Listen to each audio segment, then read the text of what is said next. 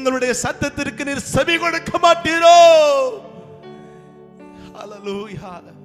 தேவஜனமே, நிச்சயமாகவே தேவன் செவி கொடுப்பார். தம்மை நோக்கி கூப்பிடுகிற யாவருக்கும் வேதம் சொல்லுகிறது, உண்மையாய் தம்மை நோக்கி கூப்பிடுகிற யாவருக்கும் அவர் செவி கொடுக்கிற தேவனாய் இருக்கிறார்.